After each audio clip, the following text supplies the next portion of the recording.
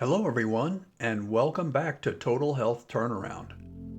Today, we're diving into a topic that many of us can relate to: emotional eating. It's something that affects so many people, and understanding it can be a crucial step towards improving our mental, emotional, and nutritional well being.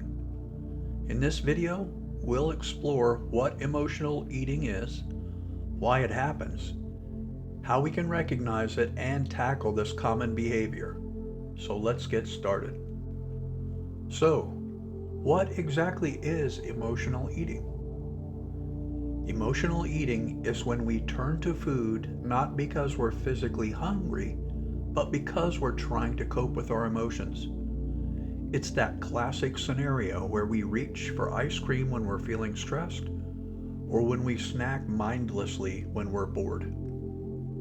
Emotions play a powerful role in our food choices. When we're happy, we might celebrate with a special meal. When we're sad, we might seek comfort in familiar foods. But emotional eating can become problematic when it's our primary way of dealing with feelings. To understand emotional eating better, let's talk about what's often called the emotional eating cycle.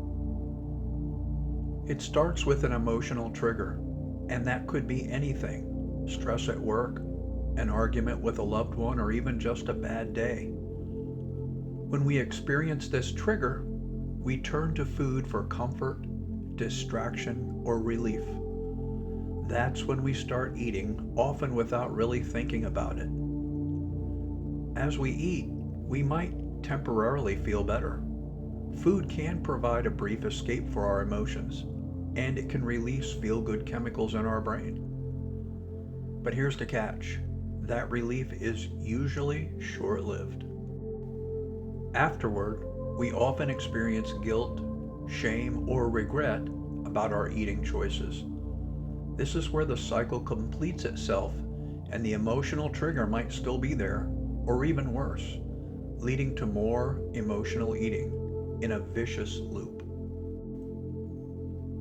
How do we recognize if we're stuck in this emotional eating cycle?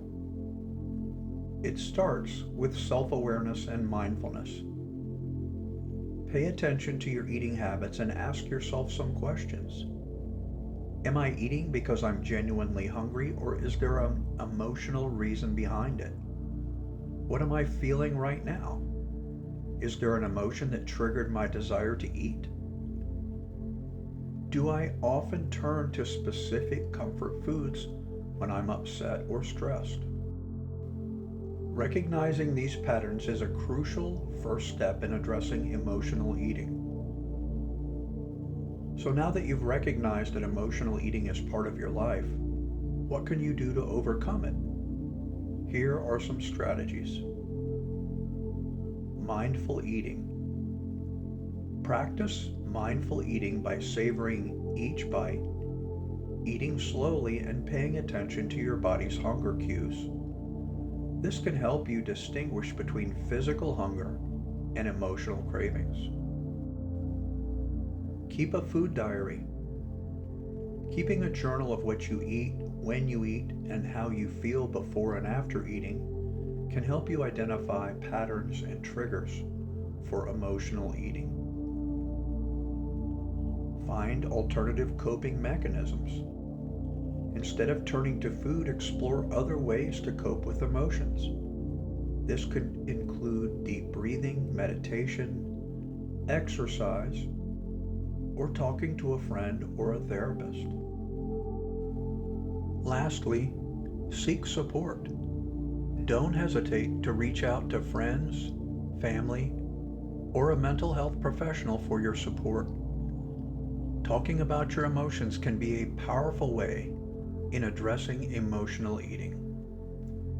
How to build a balanced and emotionally satisfying diet.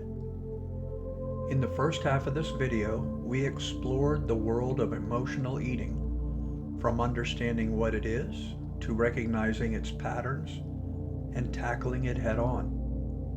Now, let's shift our focus to building a diet that not only supports your physical health, but also helps regulate your emotions. It's no secret that what we eat can profoundly impact our mood and emotions. So how can we build a balanced and emotionally satisfying diet? Here are some key principles.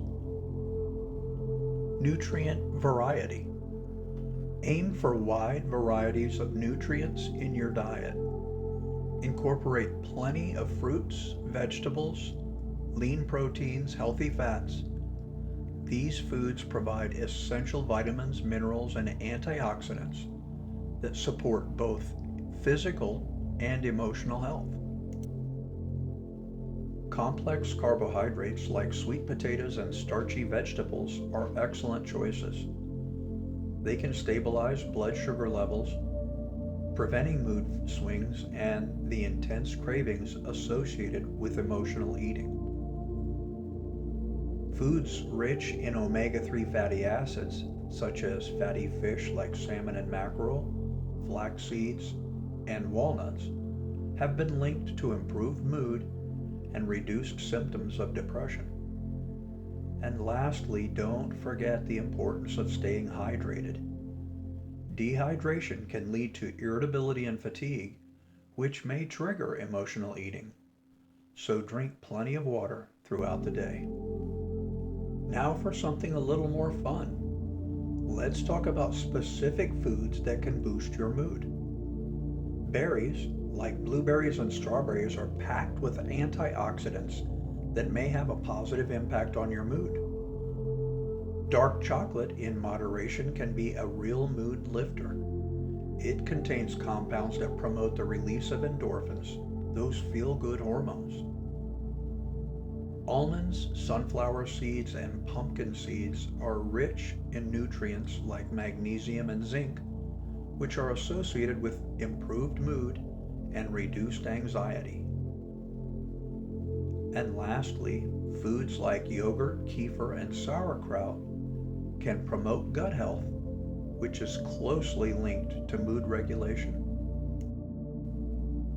While it's important to focus on these mood-boosting foods, remember that balance is key. It's perfectly okay to enjoy your favorite treats from time to time. The key is moderation. Depriving yourself of your favorite foods can lead to more emotional eating.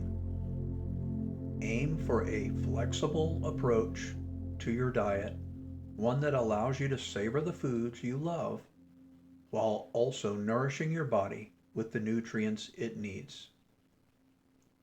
We've covered a lot of ground in this video, from understanding emotional eating to strategies to overcome it, and now building a diet that supports your emotional well-being. Remember, addressing emotional eating is a journey, and it's okay to have setbacks. What's important is that you are taking steps to improve your relationship with food and your emotions. Thank you for joining me here on Total Health Turnaround. If you know someone who could benefit from this video, please share it with them and your social media. Please also like, share, and subscribe, as it really helps me grow my channel. Thank you so much for watching, and until next time, I'll see you in the next video.